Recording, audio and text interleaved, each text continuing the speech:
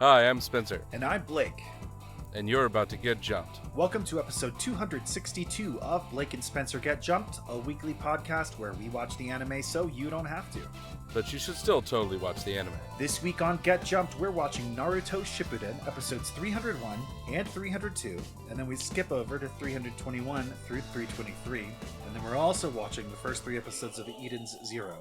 And in one of those, you're either deceived into thinking that the long-dead enemy has been alive this whole time, and then in the other one, you're deceived into thinking that your robot family does not love you. Yeah, well, Blake says that he jumped over the filler part, but some people didn't jump over the filler part, and instead they had to relive past traumas that they did not expect to have to experience again. Ugh. Anyways, let's jump in.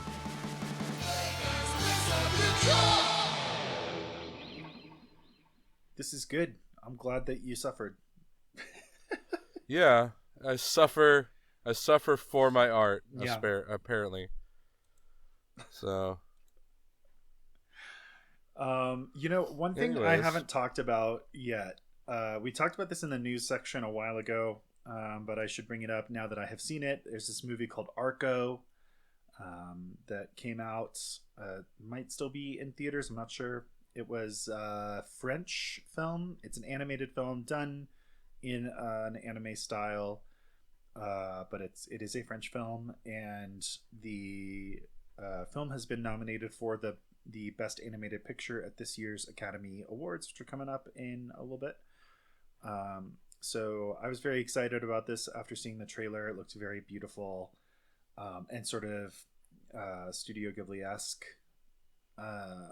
So yeah, I went to see that, and it was good. I wouldn't say it was great.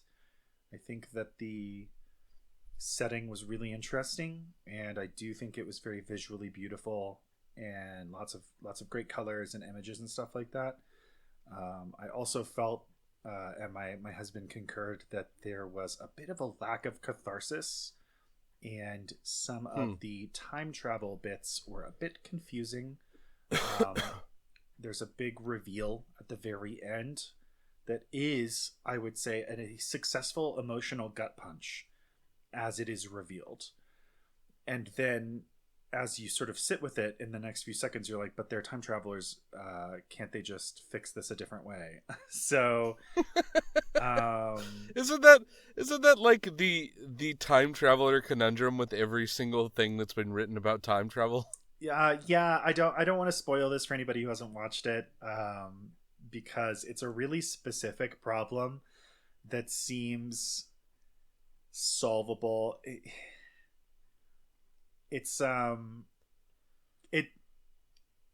There is the time traveler paradox thing of like, I'm a time traveler, I have this problem in the past that I have caused, and I need to fix it by not causing that problem or by causing a new problem that will theoretically fix it. This is not that. This is a problem in the future, kind of. And it's like, okay, well, just don't go that far into the future and the problem has fixed itself. Like, I just don't. And obviously, like, the movie is about a time traveler. It is not about time travel. If you don't know what the movie's about, there's a future society in which a young kid who is too young for the time travel system is anxious to use the time travel system, so steals away in the night to go do some time traveling. I think they also fly, and their flight and their time travel is kind of the same mechanism. So I believe he's trying to fly, not explicitly trying to time travel, but maybe it's ambiguous. I don't know. It's been a couple weeks since I saw it, but he is not supposed to be doing. He's not supposed to go flying or time traveling, and he does both on accident. Well, he does. He very much goes on purpose, but he gets lost in time. It shows up in the movies, the majority of the movies present with our main character, and then the majority of the movie is them sort of trying to discover a way to get him to fly again so that he can time travel to the place he's supposed to be. And that's the film, and it's cute. It's definitely an enjoyable movie. Highly recommend seeing it, but I don't think it's like God's gift to cinema, and I don't think it's beating something like K-pop Demon Hunters. K-pop Demon Hunters is just an excellent film. This was a good movie and a very visually beautiful movie. But K-pop Demon Hunters is a really good movie and is also visually beautiful. So it's like, it's kind of got everything that this has going for it, but better. This one's probably like a little bit more auteur and a little bit more artiste, but only a little. I mean, K-pop Demon Hunters is much more. When you hear about K-pop Demon Hunters and you're like, this is the thing all the kids are into. I think it's it's that thing where you're like, oh, is this going to be DreamWorks or is this going to be Pixar? And it's Pixar, not literally, but it's that kind of thing where it's like, oh, it's a good movie that is good for kids. It's not a kids movie that adults will just like sit through. Yeah. And now since you said K-pop Demon Hunters, the song Soda Pop is now stuck in my head again. That's a good choice. Mine has been Golden. That just like, I'm just idling and Golden just comes into my head and I can't get it out. Yeah. That's K-pop Demon Hunters. Anyways, it's good. I think let's talk about win. what we watched. Eden's Zero. This was suggested in Discord by Pzychotixx. It's a Japanese manga written and illustrated by Hiro Mashima. If you don't know who that is, you will immediately recognize him based on the character designs. And in fact, some of the characters that show up in this are just reskins of characters you've seen in his other series, Rave Master and Fairy Tail. They look exactly the same. In fact, there is a cat named Happy in this, and the only difference between this Happy and the Happy in Fairy Tail is the one in Fairy Tail has wings. This manga came out between June. I honestly got confused. It's confusing. It's confusing enough that I was like, is there going to be a reveal that this is the same Happy somehow? And in fact, we only watched 3 episodes. Maybe there will be. Although I do know that this the dog that shows up, the like drill nose dog that shows up briefly, that's a Rave Master thing. So I think this creator just likes to create cute little animal sidekicks and then reuse them explicitly as a direct and unsubtle callback. Anyway, manga published in Shonen Jump from 2018, June 2018 to June of 2024, so 6 years. Collected in 33 tankobon volumes. The setting is a fictional spacefaring universe with our hero Shiki Granbell, who is a boy that has gravity powers that embarks on a voyage. He is voyaging aboard the titular starship, the Eden Zero.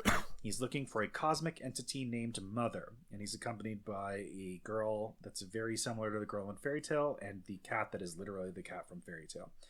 The anime TV series adaptation produced by JC Staff aired from April to October of 2021.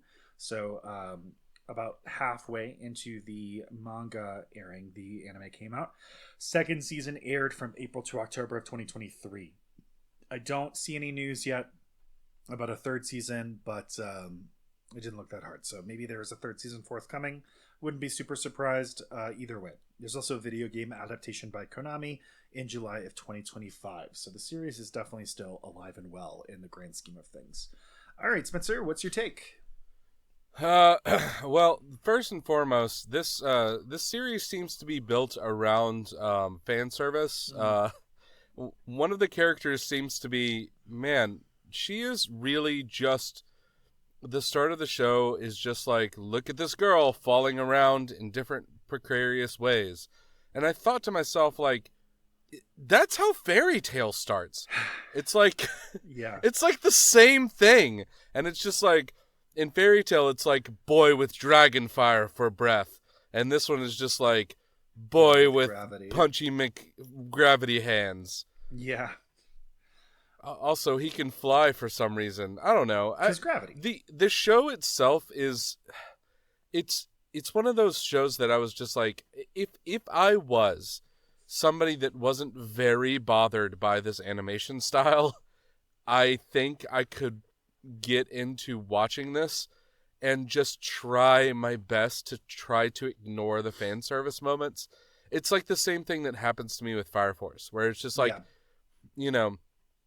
I really like the story. I'm interested in the main characters. If they could please stop doing fan service, that would be great. But I guess it's watchable because I love fantasy worlds a lot. But this one, I just when it was sitting inside of like the little bit of a fantasy world, I was more into it. Uh-huh. When it started to like do fantasy world but also space, I was like, I'm getting a little less excited about it. I do like his random robot family that raised him. That he's just like, now they're here to kill you, and he's like, okay, well, I'm gonna miss you, family. Let me go to space. Yeah, after beating the shit out of you. Yeah, I think Yeah. that I come down in a pretty similar spot. As I've said before, Fairy Tale's not my favorite. I think we generally are aligned on this podcast with wanting our series to take themselves a little bit more seriously. So usually the comedy bits that pervade pretty much 100% of shonen manga and anime just fall completely flat for me. There are obviously key exceptions to that rule, but for the most part, I just really find the comedy style of anime to be repetitive and tired and not funny even the first time.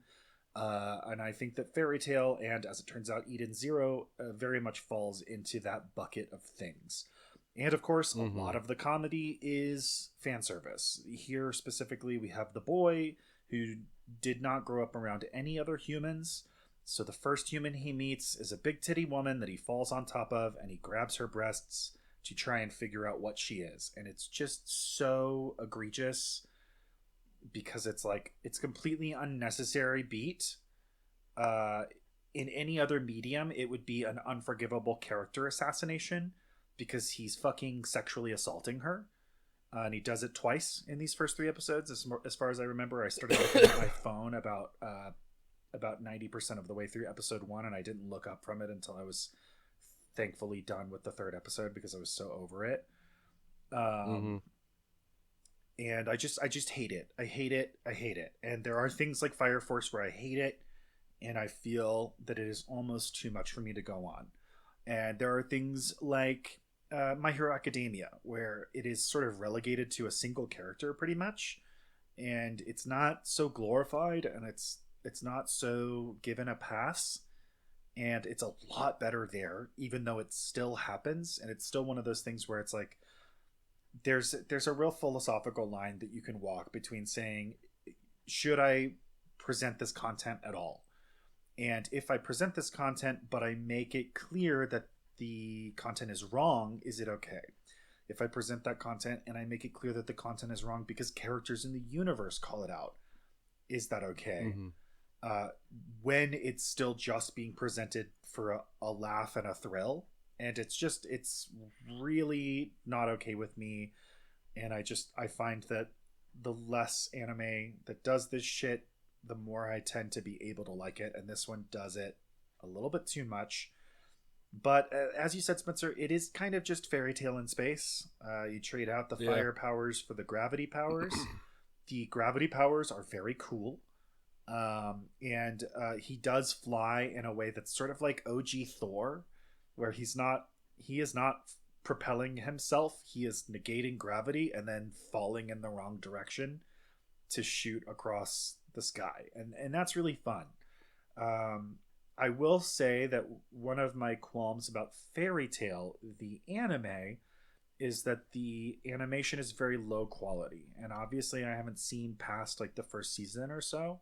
So I'm sure because it was a long running popular series that the animation quality increases over time, but it's just really low when the series starts in the same way that Naruto and One Piece are.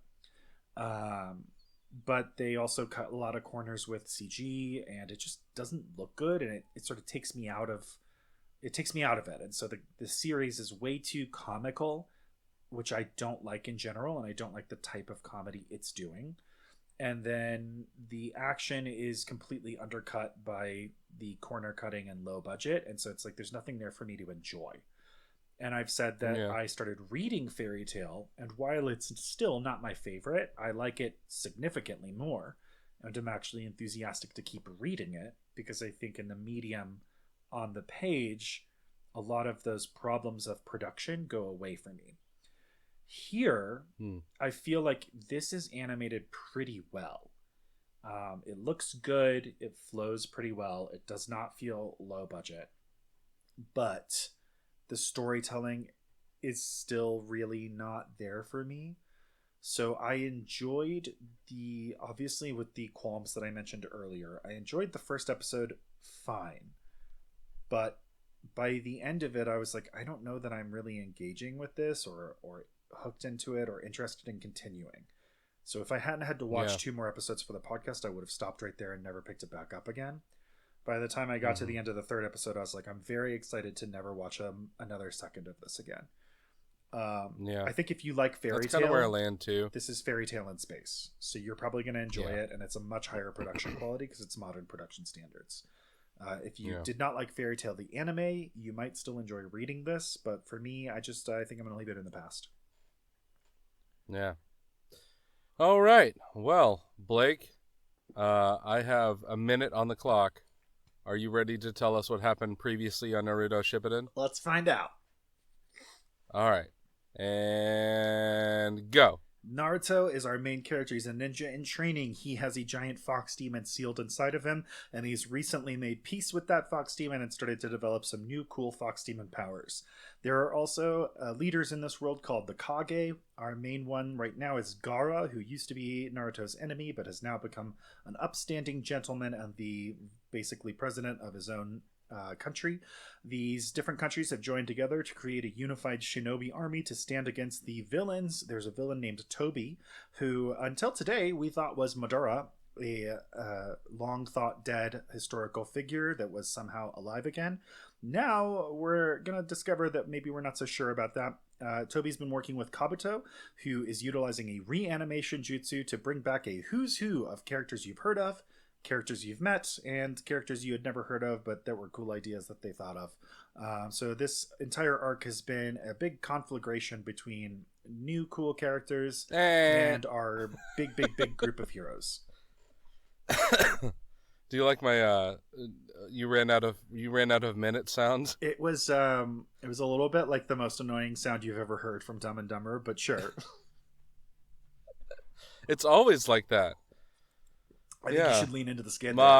Ing bird. Yeah.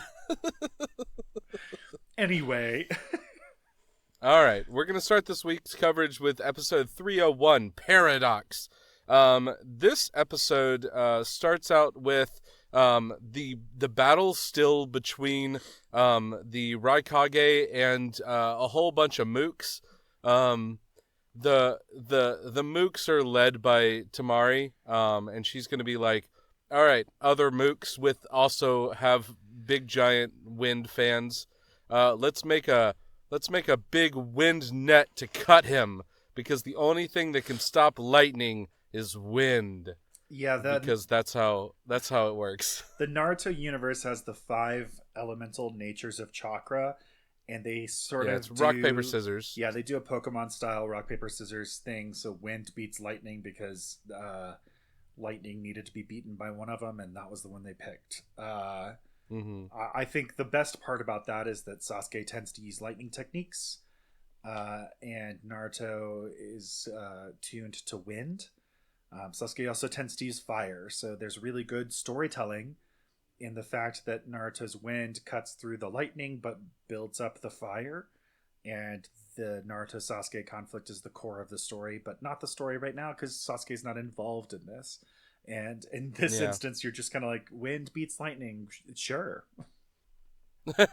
Except for when it's the Raikage, because apparently he's so insanely powerful that he can regenerate incredibly fast even when he was alive.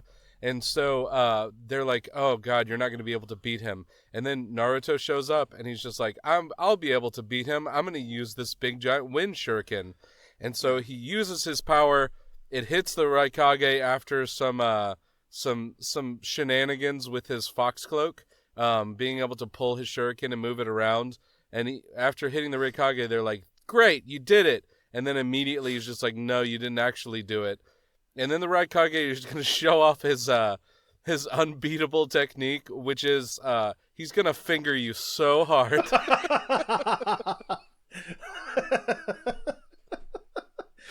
And the more he gets to ultimate poke technique, he gets more and more focused.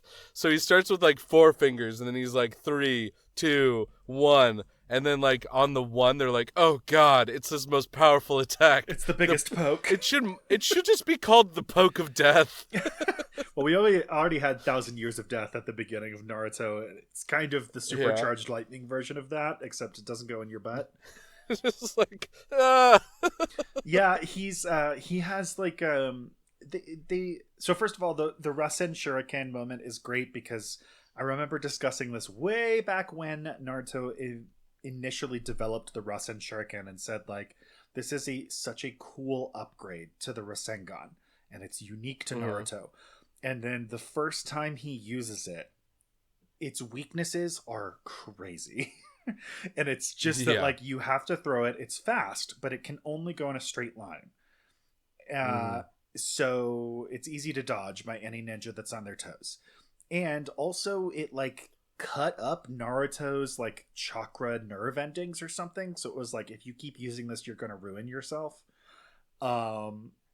So then he like never used it again. And also this section of Naruto Shippuden is just Naruto developing a really new cool power / form change and then abandoning it instantly because he like immediately moves on to sage mode, and just like the Rasen Shuriken is like left in the bowels of history.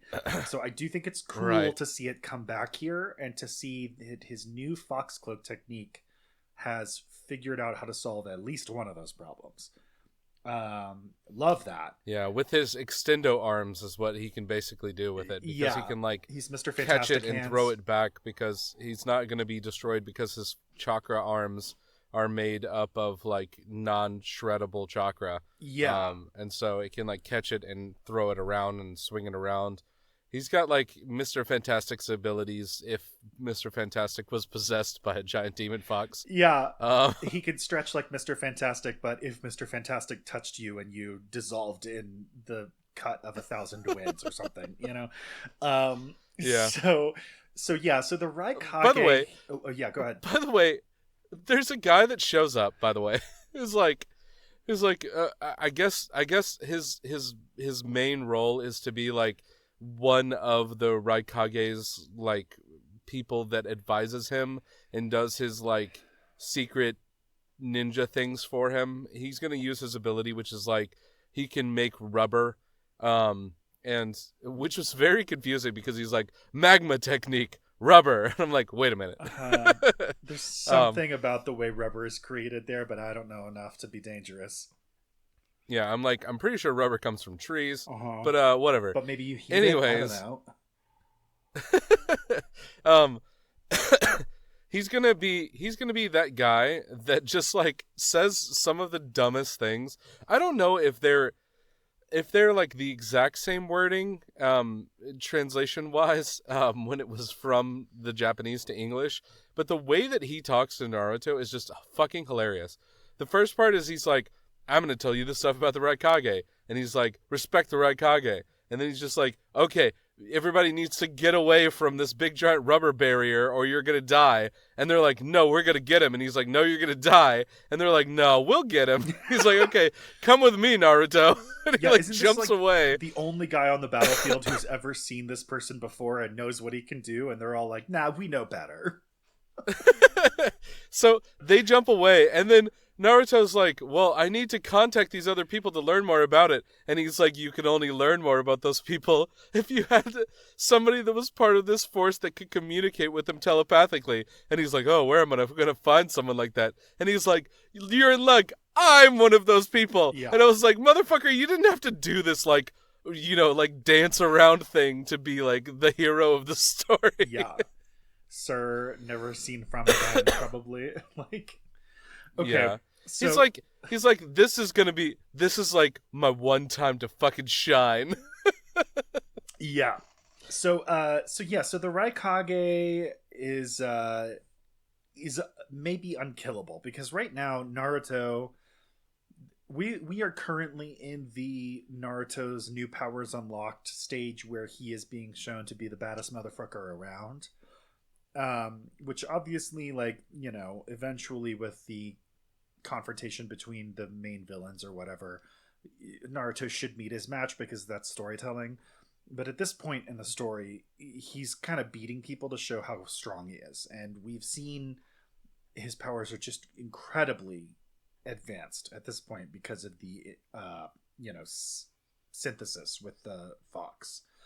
But we've been told that wind style is the way to take down the Raikage. Naruto's Rasen Shuriken is like the strongest wind style maybe that the entire allied shinobi force has access to, and it didn't work. And the Raikage's abilities are then explained as he's doing his super poke technique, that he has like an ultimate shield, which is his body. He's just a hard-bodied boy, and you can't break through his hard body. And then you have his big hard finger that's the ultimate sword or whatever. And so it's a hard finger, and if he pokes you with that hard finger, you're getting poked. You know what I mean? So Yeah. it's kind of one of those things where they're like, well, he has the ultimate unstoppable attack and the ultimate unbreakable defense. So how do we fucking, what are we supposed to do? So then Naruto solves it, and this is a really, really cool moment. I guess I'm worried that I'm telling it like it sucks, and it doesn't. It's actually a great moment. I'm struggling with how to approach it. So Naruto basically does a feint that he's gonna hit him with another Rasengan, and I guess he's sort of like putting forward the idea of, I'm the strongest that we have, so I'm gonna wear down your defenses by just blasting you a bunch of times to break through that hard body. And the Raikage is going to use his hard finger to do a poke, and then Naruto does a little switcheroo midair because the fox demon allows him to do the Mr. Fantastic Arms of chakra and sort of like maneuver himself midair in the way that a normal ninja would not do. And he's got all the shadow clones and shit. He's able to really move himself around in an unprecedented way.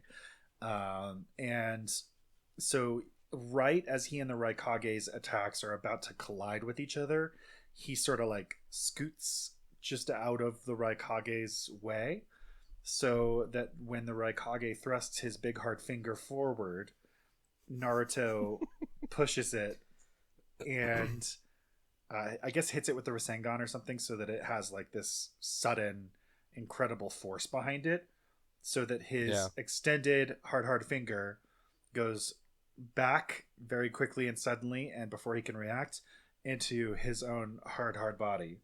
And now he is jamming himself into himself, and it turns out that his hard finger is harder than his hard body, and that's how they break through the defense, by turning him against himself.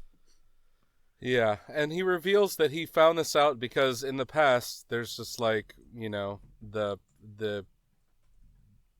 I guess it was when they were fighting outside of the body of the Eight Tails, and the Eight Tails and him were just like, we got so tired that we had to stop fighting, and we both collapsed forward. And Naruto's just like, collapsed forward, eh? Uh-huh. I've seen someone step on a rake. Yeah.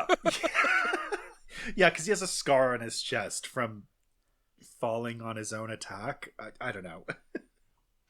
Yeah. So don't fall on your own hand and finger yourself so hard you die. Yeah. Anyways. It's good advice for we're a gonna modern go... woman. Meanwhile, we're going to go over to Gaara's battle against the second Mizukage. And that takes us into episode 302, Terror, the Steam Imp. So Sliming McSlimerstein, also known as the second Mizukage, he's going to start the episode by being like, I've got this stupidly powerful technique, and I don't know why I don't use it at all times, which is just finger gun, which is just like a bolt of water that is shot so fast that it just cuts through someone's body immediately. Yeah. Which is fucking The insanely ultimate powerful. pressure washer. Instead, he is going to use this once, and it's going to be on a sand clone of Inoki. And so you find out that they escaped, and that Gaara is going to start to try to seal him inside of different kind of sealing techniques. But the problem with these sealing techniques is, number one, he's so ooey gooey slimy that the sand keeps on trying to run off of him, because apparently he produces so much oil that it just like it completely fills the sand around it. And I'm just like, I don't think you guys know how sand works. I don't know, But man. anyways, Some people be oily. yeah. But anyways, after he gets finally trapped into a place where he can't actually get out for a second, he's going to reveal his most masterful technique, which is insanely powerful summon. I think they call it like a clone of him, but it is incredibly powerful. It's basically a clone of himself that is made of oil on the outside and water on the inside, and it turns into like a blast bomb when it attacks, which just will happen over and over again as it expands and becomes bigger and bigger until it explodes. Yeah, and then after it explodes, he's causing precipitation because of all the like stuff that's evaporating out of him into the air. And the precipitation, the precipitation of the hail causes the conditions where this little steam imp can form. And so it is super fast, and it is able to turn its hands into blades. So it can just cut you to shreds. And if you are not also super fast or have a high defense, you're done for. So it just starts tearing through everybody.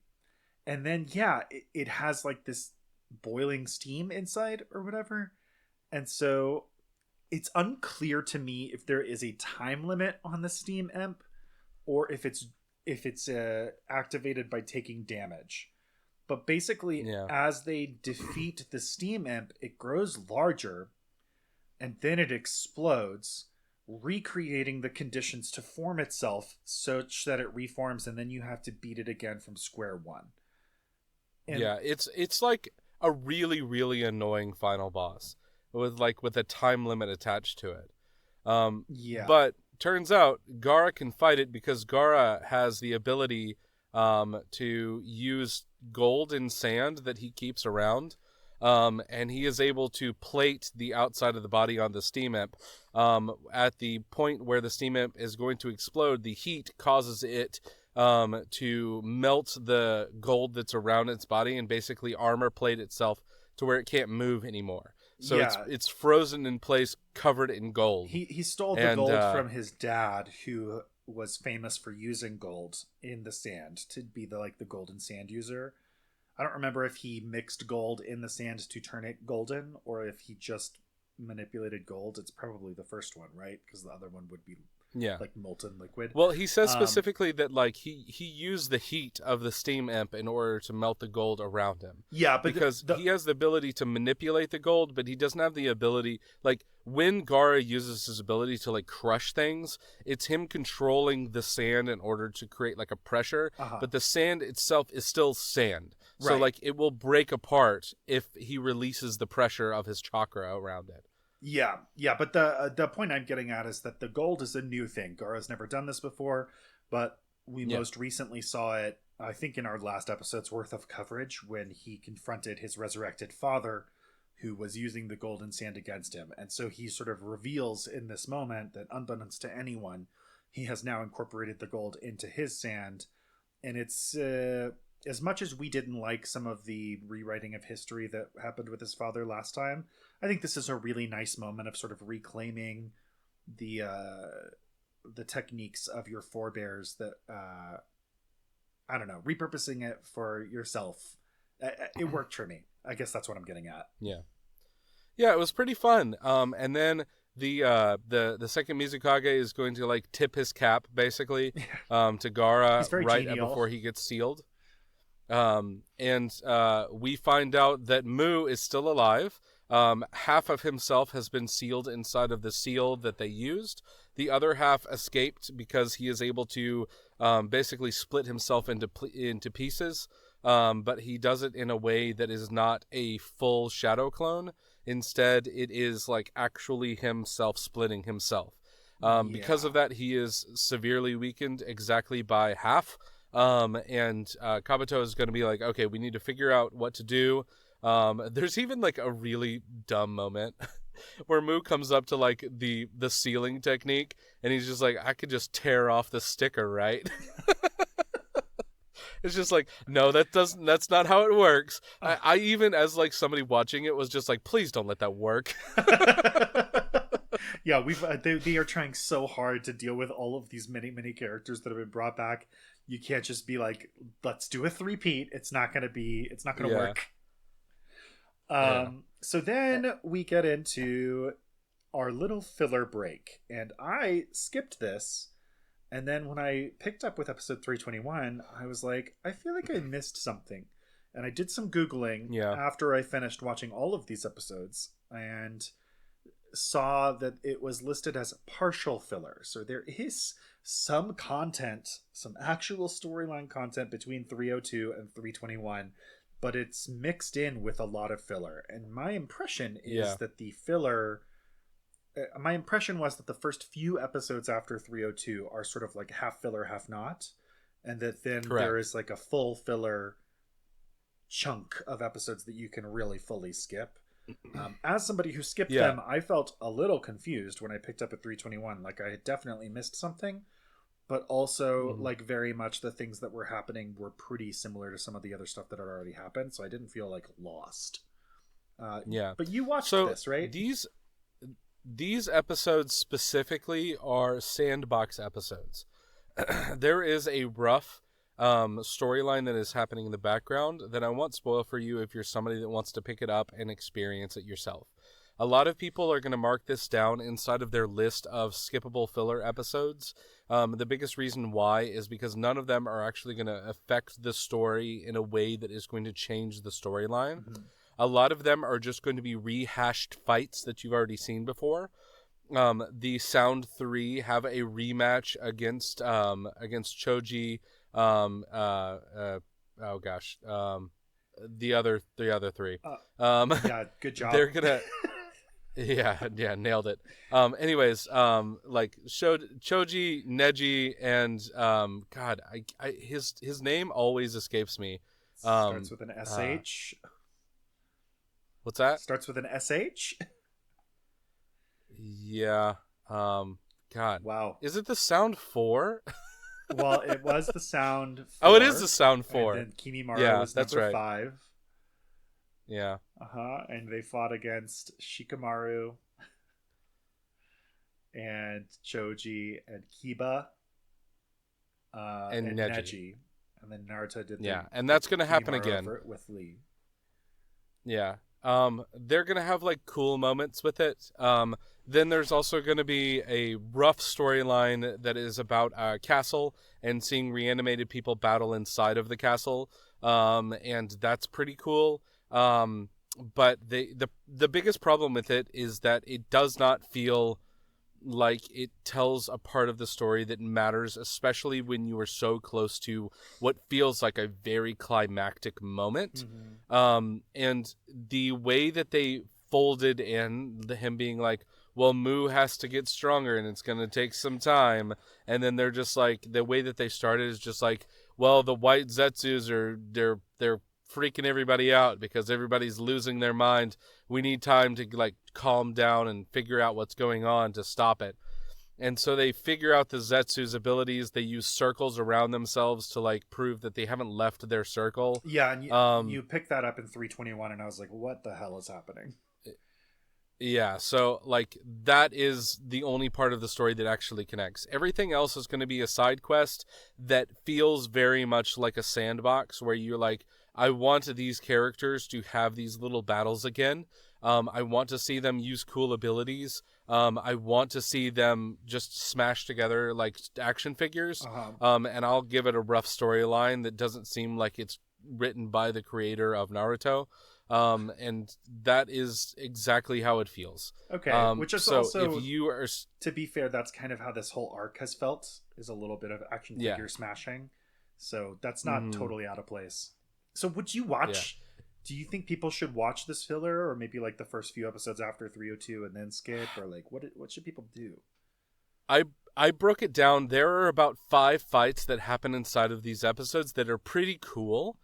So if you're somebody that's a rule of cool that just wants to see these fights, you can kind of skim through them to see which ones you want.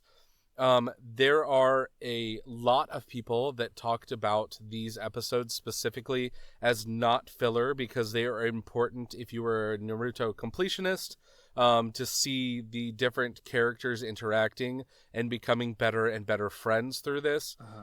There is definitely some of that happening here. I don't think to the point where I would watch it if I didn't have to.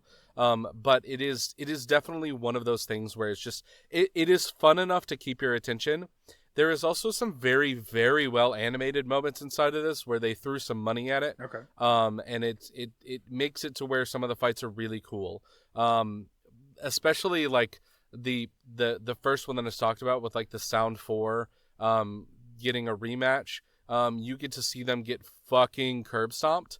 And that is one of a cool moments where it's just like, like they're a little bit more powerful because they're reincarnated and reanimated, but at the same time they're just like, what the fuck did you think that we were doing that whole time since we Yeah. were kids and fought you the first time?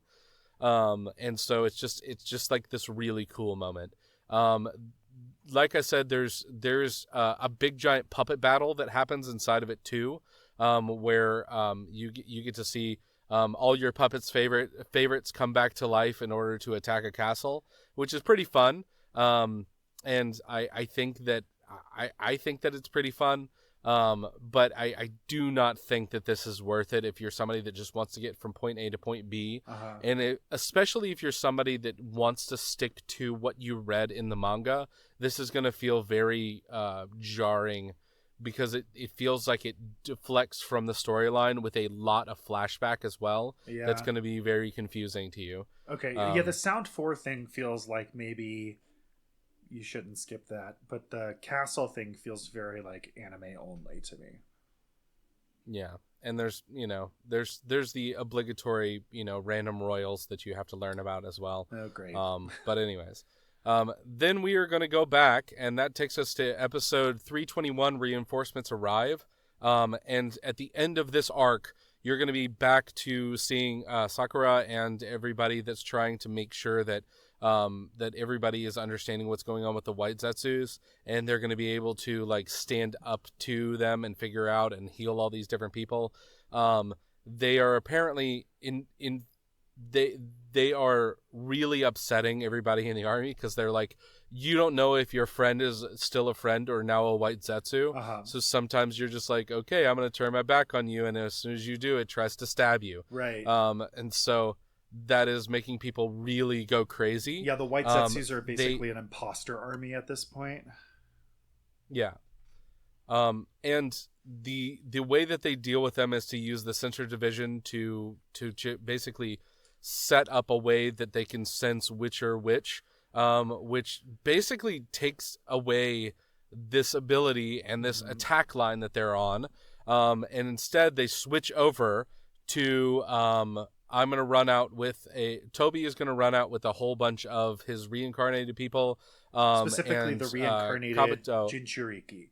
So all Yeah. 7 remaining, or all 7 previously killed Jinchuriki, who are super powerful, even though they don't have the beasts inside of them anymore, but they probably have residual techniques or chakra or whatever. But they've all been brought back. Yeah. Meanwhile, Kabuto and Mu are going to find Madara Uchiha, which is very confusing for some people because they're just like, wait a minute, I thought Toby was Madara. Yeah, he's But been no. alive this whole time, right? Yeah, it turns out though, no, he's not. Yeah. And Kabuto is going to make Madara come back to life. And they are going to build up to episode 322, Madara Uchiha, which is going to be, by the way, if you don't know, most people, when they are looking to learn about the Great Ninja War, they are going to see a lot of people referencing specifically this episode for the fight between Madara and Mooks. Because Madara is going to join the fray in a way that is very crazy. Yeah. It's also like a lot of really good animation to show you Madara coming about and just like curb stomping every single person that is in front of him. Yeah. It's crazy. That battle where he's just beating the hell out of people and killing them is just fucking wild. Yeah. And it's beautifully It also feels animated. like it's almost taken from like the Matrix movie where it's like Neo fighting against all the Mr. Smiths. Yeah, it does have a little bit of that vibe. Obviously, this is, you know, the villain, well, a villain being shown to be exceedingly dangerous compared to some previous villains. I mean, I do think that with a lot of these reincarnated, especially with recent storytelling being so focused on a lot of the different Kage having been reincarnated, there has been a relatively common theme of the Kage tearing through a sea of faceless mooks. But this is definitely different. The way it's presented is a little bit less of like, oh, they're strong until like our named characters get to them. And it's a little bit more of like, this is a huge character. This is a character that you know about because his history is so important to this world and to the characters we've been following in this world. And yeah, everybody thought he was the main villain because his powers are the same powers, maybe, question mark. And so this is a big moment of one, the reveal that our main villain is not who we thought they were, because the person we thought should have been dead but wasn't, being the man behind the mask, has now been revealed to have been dead this whole time. And so the man behind the mask, who is very much not the same person, is someone else. And then, yeah, this grand figure of like incredible power and history upon which the entire Uchiha clan is built, just gets to show off for a little bit, and it's really cool. Oh yeah. There's also going to be a bunch of beats where Kabuto is basically revealing what happened to Madara, and Madara is getting kind of frustrated about that, but at the same time, Madara seems less interested in being used as a puppet and more interested in being frustrated that somebody is trying to basically one-up him as the biggest bad in this universe. Yeah. He's also going to show off some insane techniques. One of them is giant meteor pulled from space, which Inoki is going to stop. And the other one is he shows off that he has the ability to summon the Ninetales. And the only reason it doesn't come to him is because it's trapped inside of Naruto's body. He doesn't know this. Madara is just like, oh, okay, well, that's frustrating. But then you find out that like he has these abilities as well that the Hashirama had, which is like that wood technique where he could summon these deep forest emergent technique, and he can bring out and seal the Ninetales. So it's just like he is this perfect amalgamation of insanely powerful things that is perfect to defeat almost everyone inside of the Allied Shinobi forces, including their most powerful card that they played, which is apparently now Naruto. Yeah, he's definitely... And that takes us into episode 323, The Five Kages Assemble. Yeah, so Madara is the sort of counterplay to Naruto being... Naruto is the trump card for the heroes, and Madara is like his perfect counter. So yeah, the Five Kage Assemble is the very cool setup for what's to come. Not a lot of fighting going on in this episode. I would say it's honestly it's honestly like a very much feels like everybody shows up episode. Yeah. This is the a little miniature version of the portal opens in Avengers Endgame, of like our heroes, heroic forces have figured out how to teleport people, so that's great. Um, and the there are 5 different ninja nations, and all of their leaders are the various Kage, and they have been spread across the battlefield, being some of the strongest members of the heroes. And now here comes the strongest villain they've faced, who is able to stop our strongest hero. So all 5 of the ninja presidents are going to teleport to this battlefield and join forces for the first time. I mean, we've seen them all 5 in a single location before, and we have seen them fight while in that single location, but we have not seen them fight as a unified front. Yeah. There's gonna be a little bit more of the setup fights. There's also gonna be a little bit of distraction, pulling people apart. By the end of it, all the Kages have shown up, and Tsunade has revealed that her only real thing that she's gonna do in this fight, other than Punchy McPunchersteins, is use her reverse seal technique to heal a bunch of the other Kages and characters, so that they can be able to fight more. Yeah. So essentially, that's specifically Gaara and Inoki. Gaara has been hurt by his battle because he's really tired, and Inoki is, I guess he was hurt the most by battling Mu, but also his back just going out because he's an old man. Well, he also had to stop an entire meteor from destroying the entire battlefield, and then got smooshed by a surprise second meteor.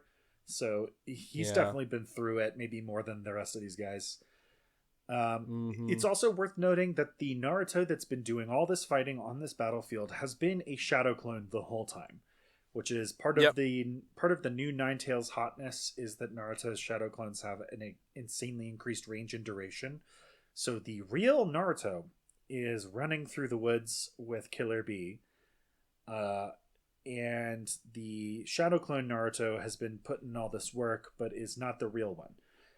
At this point, Madara is facing down the 5 Kage, and but specifically Tsunade, are turned to Naruto, and they're like, look, what you've done is great, but you're not going to win this fight, and there's other fights that you can win, and you need to go have those fights, and you need to leave this in our hands. And so very reluctantly, Naruto releases the shadow clone and leaves the 5 Kage to face off against Madara, which is a great cliffhanger that is added to the other cliffhanger. The other cliffhanger then happens, which is Naruto and Killer Bee run into Tobi and the Jinchuriki. And you're like, oh shit, there's a battle that's about to go down. I'm glad there is. Looks down at the time clock of the episode. Fuck. And then the episode ends. Yep.